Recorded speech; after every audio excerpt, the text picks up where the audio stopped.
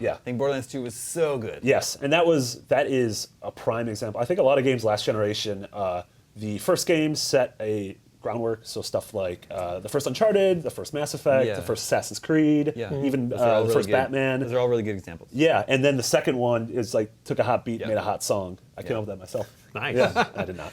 But Borderlands 2, I mean, by very... Sleva. I think we're onto something. I just ripped my mic off and I'm like, I have a rap career now. That was so weird how that happened. By changing the art style and making it like, you even saw that cover of the Psycho, blowing his brains out and the game sort of splattering, the art splattering out. That cel-shaded look is so iconic now. Like that is what, like when you think of Pandora, when you think of Borderlands, you immediately think of that look. Those incredible characters, introducing Handsome Jack, who's like one of the most charismatic, awful bad guys ever. Just amazing co-op, great loot, hilarious. Up there with Portal 2, with one of the funniest games I've ever played. Yeah, absolutely. The humor was really spot on. Yeah. Yeah, what Anthony Birch did with, and that world, it's humor, like so much of it is hilarious, but there's also these super emotional story threads that you're like, oh, I didn't expect to feel something in a cel-shaded comedy game about killing weirdos on a moon planet using Nito guns.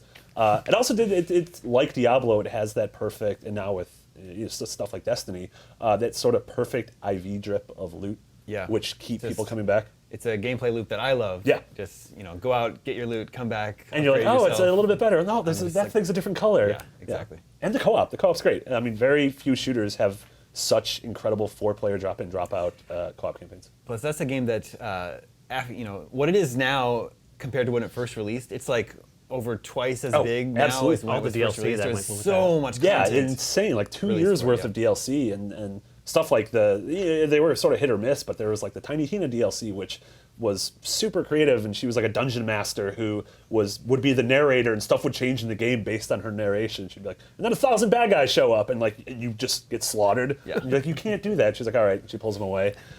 Just really clever, smart stuff, and obviously led to, there's a Borderlands movie in development, led to Tales from the Borderlands, pre-sequel, and then, Gearbox is working on Borderlands 3, which will no doubt be huge. Well, yeah, I mean, they haven't really officially announced it. They said that they're like, we are going to possibly start going to make it sometime in the future. So we're going to hire people. Yeah. Yeah.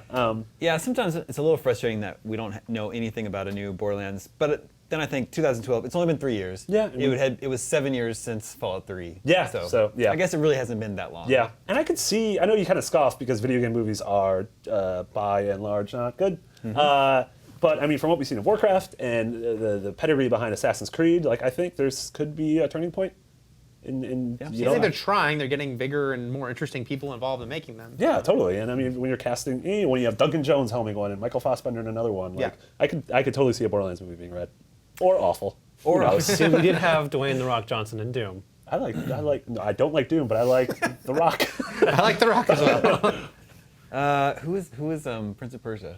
Jake Gyllenhaal. Jake Gyllenhaal. Let's not talk about that one. Wasn't he also in 2012? No, that was Day After Full Tomorrow. circle. Yeah. They're all the same.